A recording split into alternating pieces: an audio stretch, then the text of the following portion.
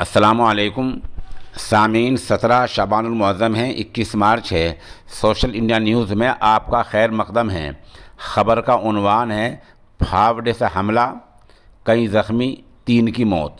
ये मामला उत्तर प्रदेश के बुलंदशहर इलाके में हुआ है, जहां बुलंदशहर का इलाका है थाना खानपुर के इलाके में गांव है परवाना।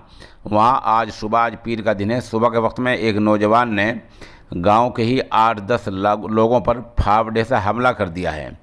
इस हमले में 3 लोगों की मौके पर मौत हो गई है। गांव में हाहाकार मची हुई है, पूरे गांव में गम का माहौल है। कुछ लोग ये कह रहे हैं कि जिस शख्स ने फावड़े से हमला किया है वो कम अकल है और मंदबुद्धि है, उसको कम समझ है। मुलजिम मौके से फरार हो गया है। पुलिस मामले की जांच कर रही है। फ़िलहाल इस खबर की इतनी ही तफसीलात आ पाई हैं।